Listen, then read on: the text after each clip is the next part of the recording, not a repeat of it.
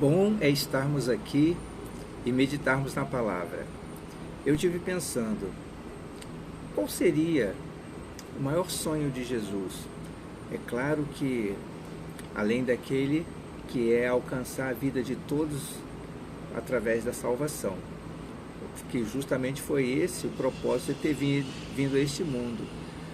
Mas olhando sobre o aspecto de um modo geral, o que você acha? Qual seria o sonho de Jesus? Meditando na palavra, eu penso que Jesus, depois de ter feito muitos discursos a respeito da vida, a respeito do amor, a respeito da responsabilidade que nós, como discípulos de Jesus, temos nessa vida, antes dele concluir a obra, ele externou uma preocupação que eu creio que deve estar no coração da igreja, deve estar no coração de todos aqueles que seguem Jesus, que são seus discípulos. Muito provavelmente você deve estar dizendo assim, pensando o seguinte: a minha expectativa é que tudo isso, esses problemas mundiais que estão acontecendo, tudo isso passe. Eu tenho expectativa de criar uma família, eu tenho expectativa de dar uma boa educação para os meus filhos, eu tenho expectativa de receber muito dinheiro, eu tenho expectativas de ver um mundo transformado, pessoas honestas, pessoas justas, ou quem sabe, talvez a sua expectativa é eu me dar bem. Bom, isso são sonhos e eu creio que Deus ele deseja realizar muitos dos nossos sonhos. Agora eu quero meditar com você sobre qual é o sonho de Jesus, o que ele mais espera, o que ele deseja que realmente se concretize e que se torne uma realidade nas nossas vidas.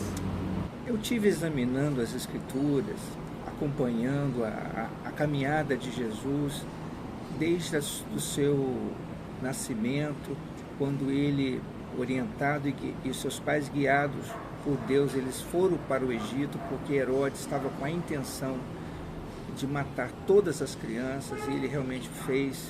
Então Deus preventivamente encaminhou os seus pais para o Egito. Ele ficou ali um tempo. Depois, na sua adolescência, lá já na região de Israel, ele junto com seus pais foram à adoração em Jerusalém, e naquele período os seus pais o perderam ali de vista, porque ele estava com a sua família. E, na verdade, Jesus estava no meio das autoridades, dos doutores, discutindo a respeito da lei e a respeito das coisas que os homens falavam naqueles dias. Quando seus pais o localizaram, falaram assim: filho, você estava onde? Nós estávamos aqui preocupados com você.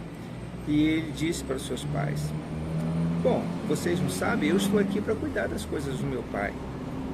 E foi assim algo que seus pais ficaram assim pensativos, mas ele foi, como sempre, obediente, submisso aos seus pais terrenos, vamos dizer assim, ali naquela caminhada.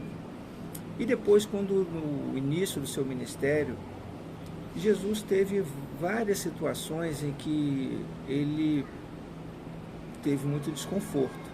É claro que Jesus anunciou o seu amor, a sua palavra, curou os enfermos, trouxe paz ao mundo daquelas pessoas que estavam ali aterrorizadas pela religiosidade de fariseus, de saduceus e tantas correntes religiosas. Mas ele foi proclamando o amor, curando pessoas e abençoando as vidas, porque a sua preocupação era com o povo. E quando ele, mesmo diante de tudo que ele estava realizando, enfrentou oposições, a gente às vezes fica pensando assim: será que, poxa, por que tantas coisas se levantam contra a minha vida, contra as coisas que eu creio, contra as coisas que eu acredito? Eu quero dizer uma notícia para você.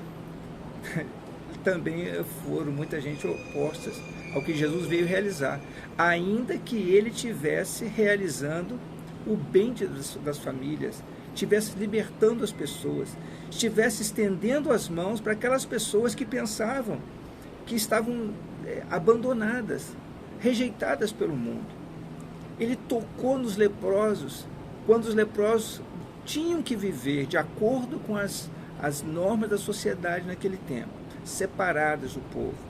Mas ele acolheu essas pessoas, curou essas pessoas e abençoou.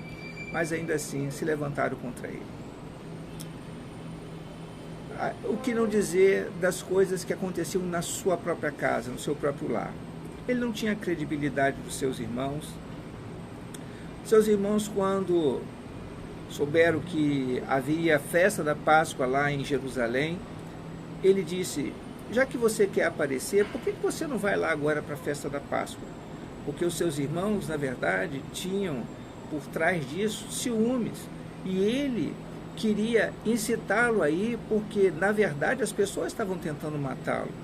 Porque Jesus estava se tornando, ao mesmo tempo que, por um lado, ele se tornava popular pelo que ele estava realizando, por outro lado, ele estava arrumando muitos inimigos.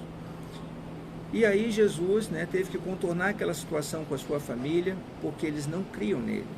Chegou na sua cidade Jesus também não operou muitos milagres, porque lá diziam: olha, esse aí não é o filho do carpinteiro? Não é, Maria e José, os pais dele, seus irmãos, e suas irmãs estão aí no nosso meio? Por que agora ele vem aqui e está querendo realizar essas coisas? Quem na verdade é ele? Não é ele o filho do carpinteiro? Ele não tinha respaldo dentro da sua casa, do seu lar, e ele não teve também unanimidade no meio dos seus discípulos. Então aí vem a pergunta: o que será que se passava ali no coração de Jesus quando ele olhou para as pessoas que caminhavam como ovelhas que não têm pastor? E até numa ocasião, vocês se lembram, talvez, quando Jesus fez aquela multiplicação dos pães, as pessoas estavam ali. Antes da multiplicação dos pães, os seus discípulos disseram: despede o povo, porque já está ficando tarde e nós não temos comida aqui para dar para todo mundo. Mas Jesus olhou para aquela multidão e viu que se eles fossem despedidos naquela hora, como eles comeriam? O que eles teriam de sustento material para poder chegar depois em suas casas? Então Jesus disse para os seus discípulos: dá-lhes de comer, me traga isso que vocês têm. E ali Jesus deu graças a Deus e mandou repartir, assentando toda aquela multidão, e foram todos eles alimentados. Havia muita gente ali, e ainda sobraram 12 cestos de pães. Houve sobra, porque Jesus estava preocupado com eles. Então Jesus, quando olhava para a multidão, olhava para eles e via que há uma multidão que é como de ovelhas que não tem pastor. E aí Jesus disse: peça ao Senhor para que mande trabalhadores para a sua seara. E hoje nós estamos aqui fazendo uma reflexão. Qual seria o sonho de Jesus? Não há dúvida de que Jesus se importa com as pessoas. E para que as pessoas sejam alcançadas pela sua graça, pelo seu poder, pela ação daquilo que ele nos ensinou. Eu quero agora meditar com você o que está escrito aqui nas Escrituras, que ele falou aos seus discípulos antes dele partir. Está escrito no Evangelho de João, no capítulo 17, a oração que Jesus fez pelos seus discípulos antes da sua partida. No verso 2 em diante diz assim, aliás, verso 1: depois de dizer estas coisas, Jesus olhou para o céu e disse: Pai, chegou a hora, revela a natureza divina do teu Filho, a fim de que ele revele a tua natureza gloriosa, pois tens dado ao Filho autoridade sobre todos os seres humanos, para que ele dê a vida eterna a todos os que lhe deste. A vida eterna é esta, que eles conheçam a ti, que és o único Deus verdadeiro, e conheçam também a Jesus Cristo, que enviaste ao mundo. E aí Jesus continua a sua oração. E lá no verso, a partir do verso 19, ele fala o seguinte: em favor deles, eu me entrego completamente a ti. Faço isso para que, de fato, eles também sejam completamente teus. Não peço somente por eles, mas também em favor das pessoas que vão crer em mim por meio da mensagem deles. E peço que todos sejam um. E assim como tu, meu Pai, estás unido comigo e eu estou unido contigo, que todos os que creem também estejam unidos a nós, para que o mundo creia que tu me enviaste. Aqui é o ponto, meus amados. Quando Jesus faz essa oração, você observa que ele orou não somente por aqueles discípulos que estavam ali, mas ele orou por todos aqueles que haveriam de crer na mensagem da sua palavra. E eu estou aqui hoje, porque eu creio na sua mensagem. Eu sei que você está aqui, talvez me ouvindo nesse momento, porque você deseja conhecer a sua mensagem ou também crer na sua mensagem. Jesus veio com a missão dele foi salvar o mundo. A visão e a missão de Jesus não foi destruir a nossa vida, pelo contrário, ele veio salvar. Ele é a solução que veio para este mundo. A Bíblia fala que Deus tem um plano tão maravilhoso para as nossas vidas, que deu seu único filho, para que todo aquele que crê nele não pereça, mas obtenha a vida eterna. E essa salvação, ela foi conquistada com um preço muito alto, que foi o derramamento do sangue de Jesus. Porque nós não tínhamos condições de nos justificar a nós mesmos. Nós não tínhamos condições de vencer o pecado sozinho. O pecado, que é o pecado? O pecado é quando nós viramos as costas para Deus e deixamos a nossa vontade imperar e dominar, independente se isso vai nos fazer bem ou mal, se isso vai prejudicar ou não a vida que está próximo de mim. Então Deus trouxe para nós uma luz de esperança, que foi a vida de Jesus. Ora, muitas pessoas não creem nisso, muitas pessoas não acreditam nisso. Por quê? Porque a mensagem que ele trouxe hoje está fragmentada. As pessoas, se Jesus veio naquele tempo, ensinou o amor, ensinou para a gente o que nós deveríamos fazer, e hoje nós não vivemos de acordo com essa palavra, nós temos colaborado para fragmentar aquilo que ele deixou para nós.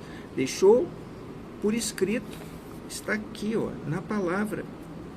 A palavra de Deus está aqui. E também deixou a mensagem proclamada. É o que nós estamos fazendo, proclamando. Então, a mensagem de Cristo, ela estará dividida, repartida, fragmentada, se nós nos mantivermos divididos e fragmentados. Então eu creio que o sonho de Jesus é a nossa unidade. O sonho de Jesus para que o mundo conheça que Ele é verdadeiro. Veja o que está escrito. Nós lemos aqui: a fim de que o mundo saiba que me enviaste e que amas os meus seguidores como também me amas. Como as pessoas, o mundo vai saber que o que ele fez foi verdadeiro e o que nós proclamamos é real, se não for por meio da nossa unidade? Aqui no Evangelho de João ainda, no capítulo 13, nós observamos Jesus falando, ainda próximo já da sua partida, ele falando com seus discípulos no momento da ceia. E ali ele falou sobre um novo mandamento. qual é a maneira como nós somos identificados como discípulos de Cristo? Em João 13, no verso 33 até o verso 35, ele falou assim: meus filhos, não vou ficar com vocês por muito tempo. Vocês vão me procurar, mas eu digo agora o que já disse aos líderes judeus: vocês não podem ir para onde eu vou. Eu lhes dou este novo mandamento: amem uns aos outros, e assim como eu os amei, amem também uns aos outros. Se tiverem amor uns pelos outros, todos saberão que vocês são meus discípulos. Aqui, amados, quando nós percebemos esse momento na vida de Jesus, ele estava ali externando o que estava de mais precioso dentro do coração dele, o seu anseio. O desejo de Jesus era que a sua palavra fosse proclamada ao mundo, mas através da demonstração do amor, da unidade dos seus discípulos, porque isso iria efetivamente testificar a respeito da mensagem que ele nos ensinou. Então, Jesus disse que ele falou sobre um novo mandamento.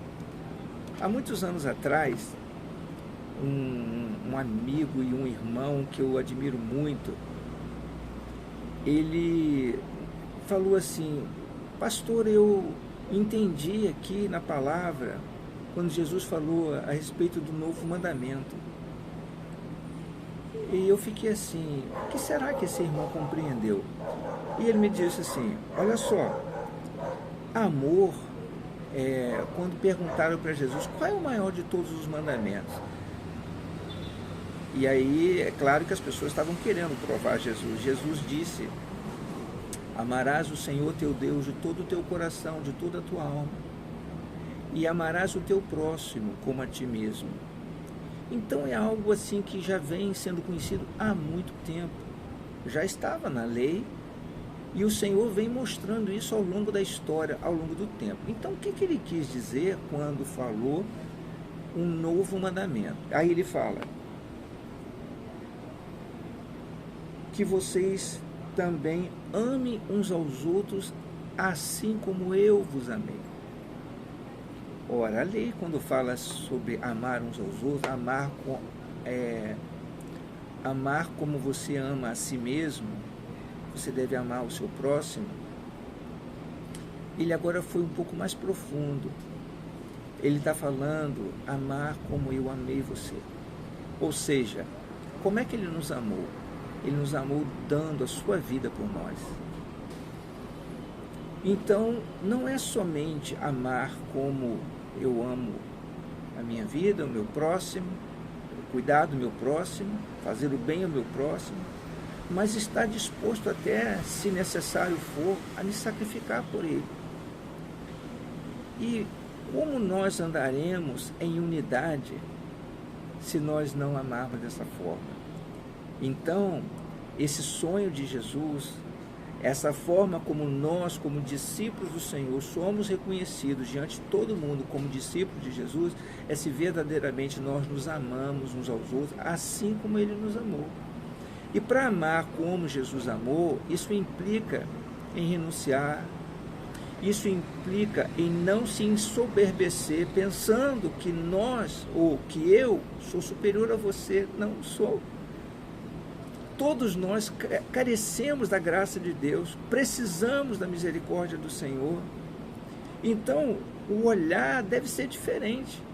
Quando eu olho para o outro, quando eu olho para uma pessoa, um irmão, um parente, um amigo, um colega de trabalho, que está ali do meu lado, quando ele não entende a mesma coisa que eu entendo, não significa que ele seja maior ou menor, melhor ou pior do que eu. Estamos todos no mesmo barco. Veja, com essa demonstração aí dessa virose que tem tomado o mundo, o coronavírus veio a colocar todo mundo dentro do mesmo barco. Porque estão sendo levados à consciência de que todos nós somos dependentes e ninguém tem a palavra da verdade, o final de tudo. A palavra da verdade está aqui nas Escrituras, está na mensagem que Jesus Cristo veio nos ensinar. E devemos estar próximos, devemos estar buscando as coisas que nos unem e não as que nos separam.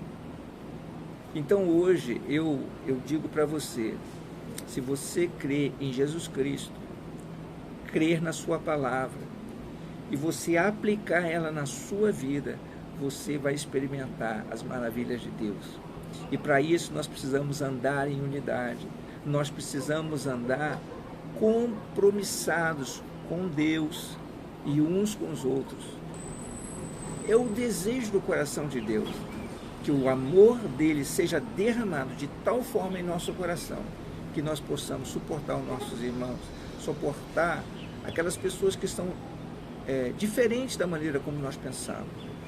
Eu sei que talvez possa parecer difícil, como foi difícil para Jesus, junto com a sua família, junto com os seus próprios discípulos. Só querendo recordar aqui, na última ceia, estava no meio deles um traidor, chamado Judas, e Jesus tomou a ceia com eles. Ele falou abertamente que no meio deles havia ali um traidor. E Jesus, através de um gesto muito significativo, ele tomou uma bacia de água, tomou a toalha, cingiu seus lombos e desceu até os pés dos seus discípulos e começou a lavar os seus pés. É claro que houve uma resistência naquele momento.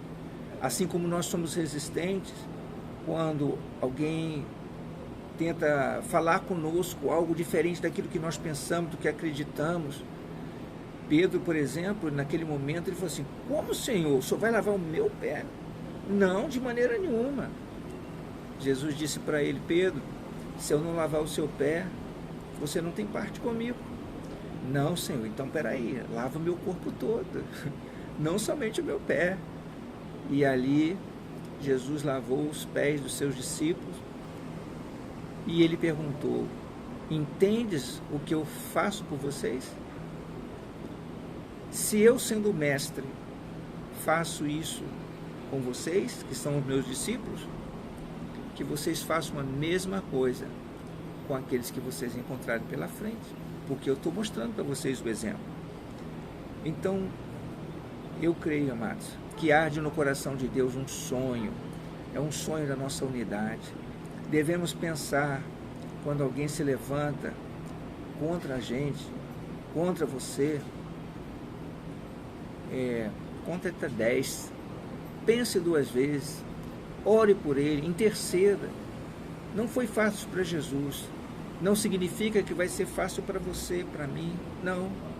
Nem todo mundo pensa da mesma maneira, mas uma coisa é certa: Jesus Cristo veio a esse mundo para usar a minha vida, usar a sua vida, para abençoar pessoas, para trazer esperança, para trazer salvação. E isso só será possível através da nossa unidade. Pois o próprio Senhor Jesus ensinou: o reino dividido não subsiste. Nós cremos, amados, que está chegando um tempo da manifestação da glória de Deus sobre todo o mundo, porque, tão certo como vive o Senhor, toda a terra se encherá do conhecimento da glória de Deus. E isso vai ser realizado através da vida da igreja. E quem é a igreja? São os discípulos de Jesus, aqueles que seguem a sua palavra, os seus ensinamentos, amem com o coração de Deus e estão unidos pelos laços do amor e do poder do Espírito de Deus. Então, há uma só fé, um só batismo, um só Deus e Pai de todos, que é com todos e está sobre todos. O Senhor seja contigo, que Deus lhe dê a vitória. E lembre-se, o sonho de Jesus é que nós estejamos unidos. para a glória do seu nome. Que Deus abençoe ricamente a sua vida. Se você foi edificado, abençoado com essa palavra, com essa reflexão, compartilhe desse vídeo, dessa mensagem com as pessoas que você se relaciona, que você conhece, porque eu creio que a vontade de Deus é alcançar todo mundo pelo seu poder, pela sua palavra. E eu tenho certeza que Deus está aí do seu lado para te fazer um vencedor. Vamos juntos vencer essa parada, para a glória do nome do nosso Senhor. Deus te abençoe.